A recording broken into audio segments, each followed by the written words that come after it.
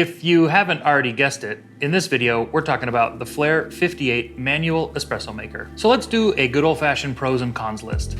It's aesthetically pleasing, at least to me. It's got a really nice, durable black powder coat finish. I really like the wood accents. You've got the maple here on the lever, and you've also got the maple on the portafilter. I really like that. It seems to be very durable, well constructed, robust overall. It's got a low profile and a small footprint, which is really nice for smaller countertops. Normally, like how I have it set up on my coffee bar behind me, it's not very deep, and so that fits really nicely there and integrates with the rest of my coffee stuff really well. If you really wanted to, you could potentially travel with this. I think there are some better options out there for travel espresso, but if you really wanted to and you didn't mind unbolting a couple things, you could get this in a suitcase or a small, bag or something like that fairly easily. I don't know if I'd categorize this as a travel espresso maker, but you could. Having a 58mm portafilter is really nice because since this is a very common industry standard size, a lot of other espresso accessories like distribution tools, tamps, dosing funnels, things like that will fit these with no problem, just like they fit any other 58mm basket, and that's really nice. The construction of the portafilter is really nice. It comes with a 18-gram basket that you can remove, so if you wanted to experiment with putting different size baskets in here and playing around with that, you could. That was loud. Another really nice thing is that Flair includes their 58mm puck screen, so that's handy to have, and I'm glad they included that with this. Another thing that I really like is the length of the lever. It makes it a lot easier to pull a shot and maintain consistent pressures throughout your shot. Another thing that's really nice is that it has this external pressure gauge on here, so you can experiment with pulling shots at different pressures. You can target one specific pressure. You can play around with, starting at a different pressure, doing pre-infusion, ramping the pressure up, dialing the pressure back after a certain point. You can play with different pressures for different coffees and keep notes on that and nerd out about it, and really kind of go to town and experiment with all sorts of different things when it comes to pressures. And the final thing on my pros list, which I feel like is a pretty big thing, is the fact that there's a heating element in this brew chamber, and that's pretty important. There are 3 settings, low, medium, and high. I typically use it on high with my water that I'm pouring in here from my Stag kettle all the way on high at 212 degrees because I mostly do a lot of light roast stuff. So the hotter the water temperature there, the better typically. But you can experiment with whatever type of coffee beans you're using, whether it's medium roast, dark roast, whatever you like. You can experiment with different water temperatures and different heating element temperatures to kind of find the right thing that works best for you, for your coffee, to make sure that you're getting the taste that you like in your cup. So overall, from the pros perspective, this is a great espresso machine. It's great for somebody who enjoys good espresso, obviously, and wants consistent, repeatable results and wants a little bit more of a hands-on feel in what they're doing. And it's also great for the coffee nerd who wants to dial in things like temperature and pressure and maybe experiment with pressure profiling and try all sorts of different things.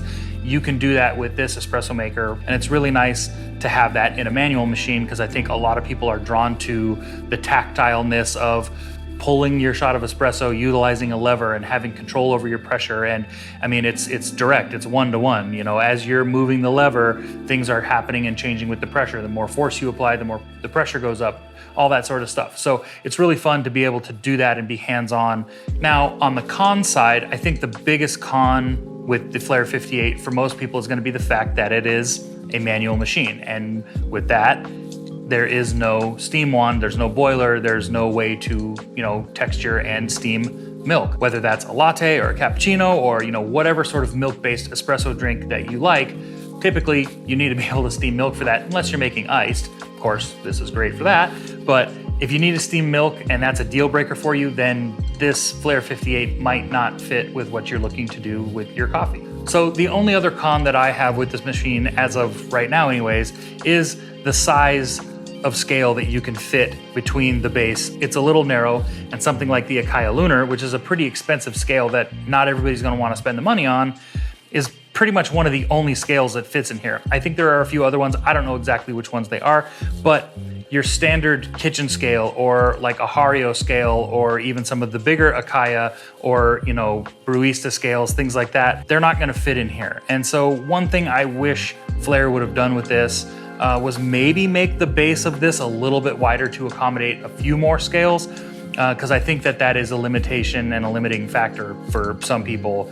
Now, this is not a cheap manual espresso maker, it's $575. So If you're already spending $575, I think the Akai Lunars are like $280 or $300 scale, maybe $250. You know, that's spendy. Just keep that in mind. If you were thinking about getting this, but didn't, think about the fact that you may have to change to a different scale, that may also be a deal breaker for you as well. Another point that's worth mentioning, which is also a topic for a completely different video, but that is a grinder. Grinding for espresso is different than grinding for your drip coffee maker at home, your pour over setup, or whatever it is that you have that you're maybe currently brewing with.